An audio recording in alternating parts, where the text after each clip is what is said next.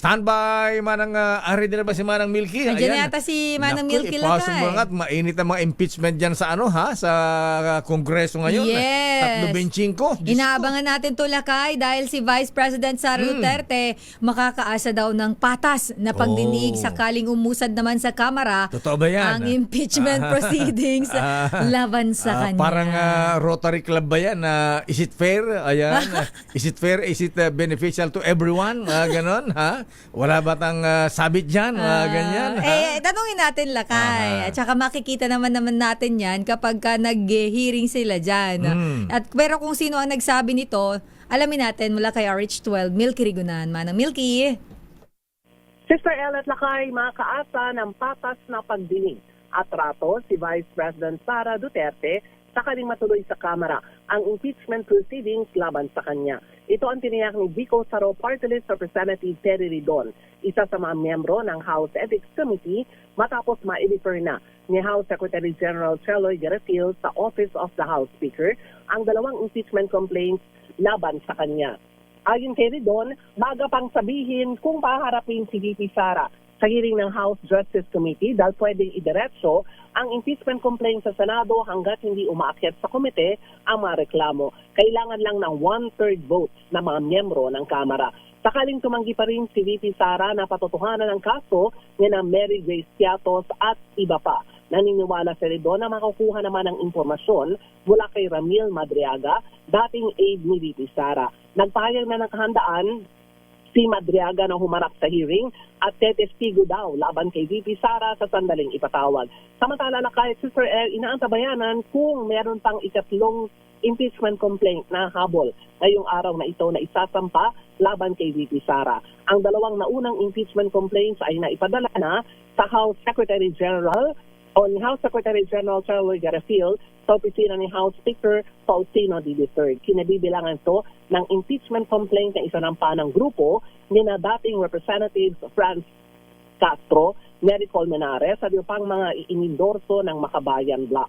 Ay kalawain mula naman sa grupo ng civil society organizations sa panguna ni Kiko Aquino D. ng Tindig Pilipinas at iendorso ni na Representatives Leila de Lima at Percy Sandanya. Yan muna ang mga ganap sa Kamara. Milky, aantabayan na namin. Pangilan yung sinabit na finally na paano ito si D? Anong first name Si niya? House Speaker Si D, Ay, sino? yung pamangkin ni Pinoy. Ayan.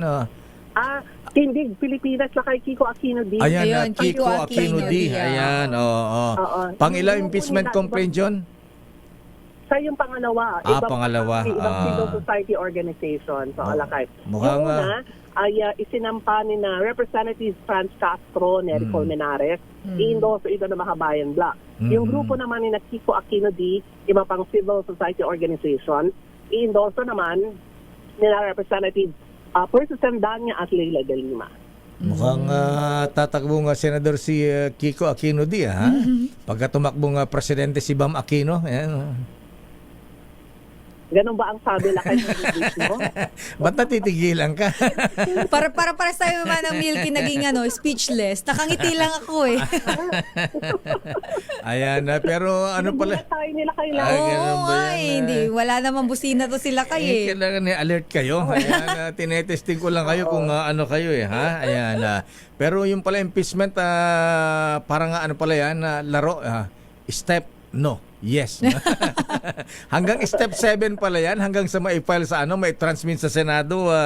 Manang Milky, pinapahinggan ko si Congresswoman Luistro sa interview ng 2x2 kanina eh. Ayan, mahabang proseso din pala yan, may step pala yan.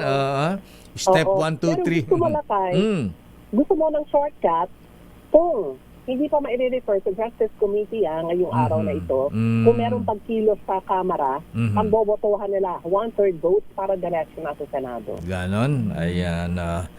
Sige, abangan natin yan kung hanggang anong step darating yan. Parang patintera. Ano ba yung, hindi ng patintera yun. May step. Yung laro, di mo inabutan yung larong rectangle na ganyan na tatalong ka na Alam ko yung lakay, pero anong tawag doon, bakit? Piko. Piko ba yun? Piko ba yun? Nabutan ko yung lakay. Naglaro ako noon eh. Pero hindi ganun ko ba? alam Step 1 yun. Titingala ka sa langit tapos lulukso ka. Yes, no. Step, yung mga pagka natapakan mo yung guhit, out ka na. Out ka na. Hindi ko alam kung anong laro yun. Hindi ko Ayan, maalala eh. Piko yun, lakay, Sister piko El. ba Pero yun? pamato, di ba?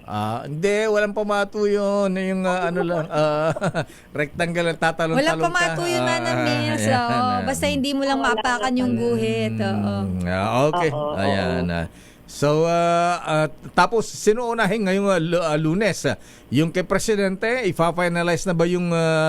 Wala na ba yun? Or... di ba, ginank na ng ano yan, ng Justice Committee? Binasura na? Lakay last week na ginank man na binasura kasi insufficient in substance. Pero, ang sabi nga, pwedeng mabaligtad yung rekomendasyon ng komite na ibasura kasi pagbobotohan, ang sabi nga sa plenary. Kahapon, sa plenaryo. Okay. Ayan. Naku. Di marami na ka-Amerikana ngayon. Ayan. Titingnan natin ngayon may sige. alakay. Pag nagtawag na ng kanilang attendance. Okay nga, Rod. Maraming salamat, Manang Milky. Abangan natin yan. Magandang umaga, lakay. At Sister El, ako si Milky Reguna nagulat para sa DCRH. Una sa Pilipinas, una sa Pilipino. Daming Bye.